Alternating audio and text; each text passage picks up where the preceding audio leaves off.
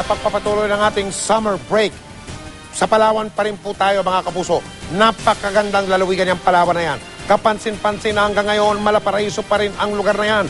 Dahil daw yan sa pangangalaga ng mga tinatawag na environmental activists. Gaya ng pinatay na si Doc Jerry Ortega. Nakatutok si Micaela Papa.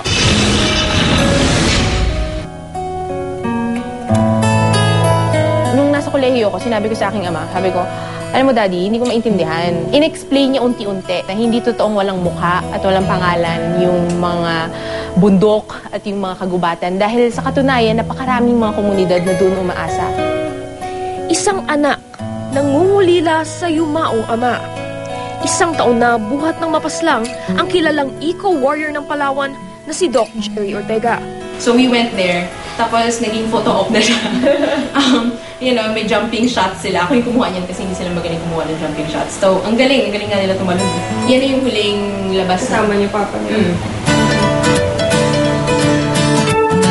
Kapirasong paraiso sa lupa. Marahil kundi dahil sa mga gaya ni Doc Jerry, matagal na sanang sira o wala. Yun na nga yung pasalamat din namin kay Doc Jerry no, na nakilala niya kami. Nasabi niya, pangalagaan daw namin yung kalikasan kasi yan ang magiging puhunan namin. Walang duda, isa pa rin ang Palawan sa mga lugar na dapat matikman. Busin ko na ito, Bye-bye! Maranasan.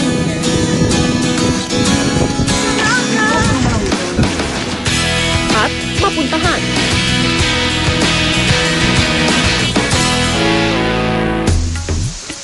Umaalingaw-ngaw ang ganda ng kalikasan. Yayakapin mo yung kalikasan. I love you. Sa itinuturing na the last frontier daw ng bansa. So mga minerals po yan. Tinap natin yung ilang bahagi nitong stones na ito ay nag-create po ng sounds. Sapagkat ito po ay hollow. Pwede kang tumugtog dito. Alam mo magsasayo dyan? Siyempre ako kasi nagsuspelunking ng nakahikaw. Ayan. Try mo on.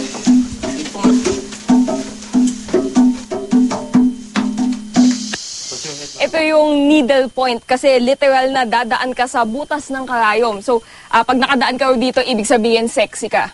So, bato na huhusga. Oh. Layunin nga ni Doc Jerry na turuan yung community ng mga paraan kung paano nila pangangalagaan itong preserve na ito.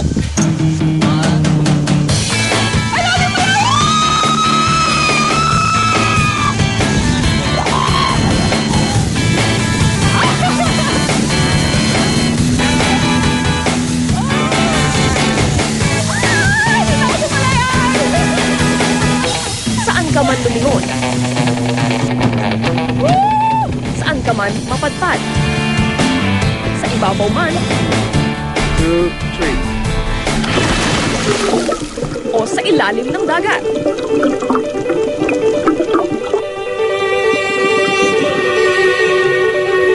Dapat nga bang ipagpalit ang kalikasan sa ngalan ng kaunlaran? Ang galing talaga! Mga aral na walang dudang nakaukit sa diwa ni Mika na ngayon ay sumusunod na sa mga yapak na iniwan ng kanyang ama.